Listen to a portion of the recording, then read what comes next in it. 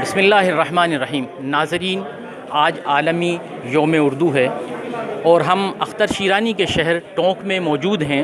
یہاں پر ایک بہت اچھا پروگرام منعقد کیا گیا ہے۔ یہ پروگرام راجستھان اردو اکیڈمی اور عالمی شہرت یافتہ ریسرچ انسٹیٹیوٹ مولانا ابوالکلام آزاد عربی فارسی ریسرچ انسٹیٹیوٹ میں رکھا گیا ہے اور یہ یوم اردو منایا جا رہا ہے۔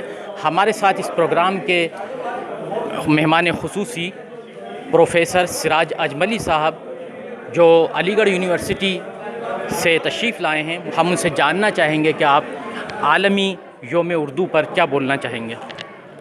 ہم نے مستقل یہ بات کی ہے اور عالمی یوم اردو کو ہم اس کی مقبولیت، محبوبیت، پسندیدگی اور اس سے اظہار محبت و اظہار تعلق کے حوالے سے اقبال کی تاریخ ولادت پر اسے مناتے ہیں، اور اس دن جو ہے خلوص کے پیغام کو اور اردو کی جو دعوت محبت ہے اور اردو کی جو دعوت شیرینی ہے اسے عام کرنے کے لیے اس کو بار بار یاد کرتے ہیں۔ اردو ایک تہذیب کا نام ہے اور وہ تہذیب جو ہے وہ ہمیں اخوت، ہمدردی، محبت اور تمام دنیا کو ایک خاندان کی حیثیت سے دیکھنے کی تلقین کرتی ہے، اور ہم اسی کے داعی اسی کو پیش کرتے ہیں۔ سراج صاحب، ایک چیز یہ کہی جاتی ہے کہ علامہ اقبال اتنی اونچی شخصیت ہیں کہ ان کا ذکر اللہ نے خلا تک میں کروا دیا جب راکیش شرما وہاں پر پہنچے۔ اس بارے میں کیا کہنا چاہیں گے؟ کہ جب اندرا گاندھی نے ان سے مکالمہ کیا ہے وگیان بھون سے 1984 میں، راکیش شرما خلا میں تھے، تو ان سے پوچھا کہ ہندوستان وہاں سے کیسا لگتا ہے، تو جواب انہوں نے اقبال کے اس مصرے سے ہی دیا تھا، سارے جہاں سے اچھا ہندوستان ہمارا۔ اور اس طرح ساری کائنات میں یہ اقبال کا مصرع جو ہے گونج گیا اور گونج رہا ہے الحمدللہ۔ ایک ادبی اور سوال ہم چاہتے ہیں کرنا آپ سے کہ جیسے کہ ایک بات سامنے آتی ہے کہ اقبال نے ردیف کے بارے میں کہا کہ جس طرح سے ردیف کو تھوڑا سا ہٹا دیا جائے، اس بارے میں کیا کہنا چاہیں گے؟ نہیں، ہمارے کلاسیکی شاعری میں ردیف اور قافیے دونوں ساتھ ساتھ چلتے تھے، اور جتنی غزلیں آپ کو ملیں گی سب میں قافیت اور ریل کی ہڈی ہے، ردیف بھی ہوتے تھے۔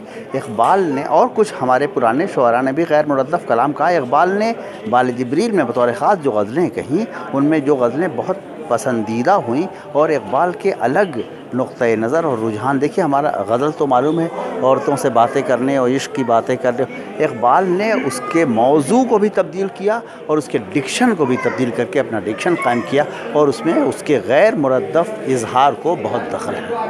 اور مضامین کے حوالے سے اس نے، جسے میں نے شعر بھی عرض کیا تھا کہ پھول ہیں صحرا میں یا پریاں قطار اندر قطار، اودے اودے نیلے نیلے پیلے پیلے پیرہن، یا وہ لندن والی غزل جو ہے نہ چھوٹے مجھ سے لندن میں بھی آداب سحر خیزی، یہ غزل کے موضوعات نہیں تھے، لیکن اقبال نے اپنے کمال خلاقیت سے یہ بھی کیا اور اس کی ہیئت میں بھی ایک نمایاں تبدیلی کر کے اسے ثابت اور قائم کر دیا۔ سراج صاحب، بہت بہت شکریہ۔ ہمارے ساتھ اس وقت مہمان جن کا آج اس پروگرام میں کلیدی خطبہ تھا، پروفیسر معین الدین صاحب جو JNU دہلی سے تشریف لائے ہیں۔ ہم ان سے اس پروگرام کے بارے میں، بلکہ اس عالمی یوم اردو پر ہی کچھ پوچھنا چاہیں گے کہ عالمی یوم اردو پر کچھ آپ فرمائیے خصوصی طور پر۔ یہ بڑا عجیب اتفاق ہے کہ نہ صرف ہندوستان بلکہ ہندوستان کے باہر بھی اقبال کا یوم پیدائش یوم اردو کے طور پر منایا جا رہا ہے، اور اس میں کسی مخصوص ادارے نے کوئی پہل نہیں کی ہے کہ باضابطہ کہا جا سکے کہ اس ادارے نے اپنی اس میٹنگ میں یہ فیصلہ کیا اور اب یہ دن اس طرح منایا جا رہا ہے۔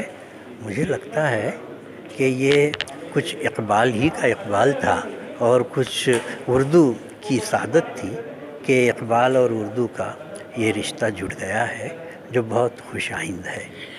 معین الدین صاحب، اقبال کے یوم پیدائش پر ہی کیوں عالمی یوم اردو منایا جا رہا ہے؟ بہت بڑے بڑے شعراء ہیں، غالب ہیں وغیرہ وغیرہ۔ جی صاحب، بہت بڑے بڑے شعراء ہیں، غالب، میر، انیس، فیض، ولید اکنی، بہت بڑے بڑے شعراء ہیں، لیکن صاحب جس کو جو سعادت اللہ دیتا ہے اس پر کوئی کیا اعتراض کر سکتا ہے؟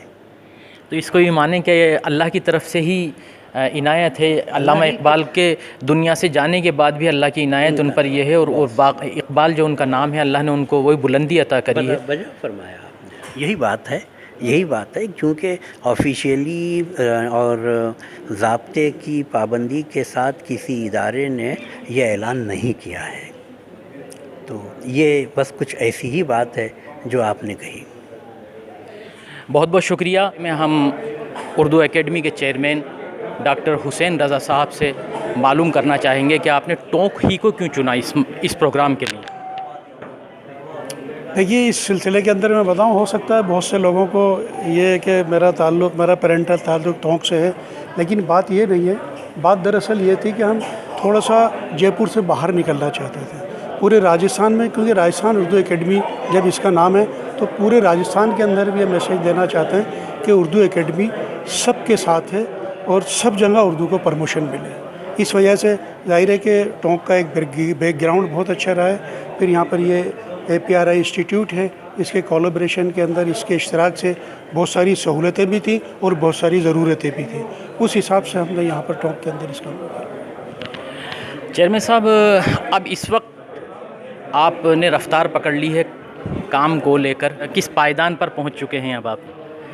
دیکھیے، ہم نے جب پہلے میٹنگ جب ہم نے کی تھی، ہماری جو افتتاحی جو میٹنگ کی، اس میٹنگ کے اندر ہم نے یہ طے کر لیا تھا کہ ہمارے پاس وقت کم ہے اصل میں، کیونکہ ٹیسٹ میچ ہوتے ہیں۔ ہم نے یہ ارادہ کیا تھا کہ اس ٹیسٹ میچ کو 20 بنا کے کھیلیں گے، تو کیونکہ پروگرام بہت سارے ہیں، اس کے اندر مختلف نوعیت کے پروگرام ہیں، خالی سیمینار بھی ہیں، مشاعرے بھی ہیں، قوالی بھی ہے، چار بیت بھی ہے، اور پورے مطلب جو دلت پورا طبقہ ہے، وہ دلت پورے مطلب اس کی بھی نمائندگی ہے، پوری جو فوک کلچر ہے اس کی بھی نمائندگی ہے۔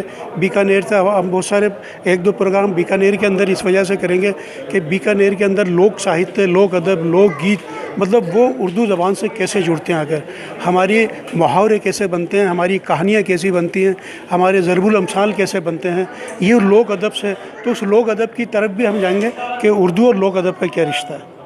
بہت بہت شکریہ چیئرمین صاحب نے ہمیں وقت دیا، ہم آپ کے ممنون ہیں، مشکور ہیں۔ ٹھیک سر۔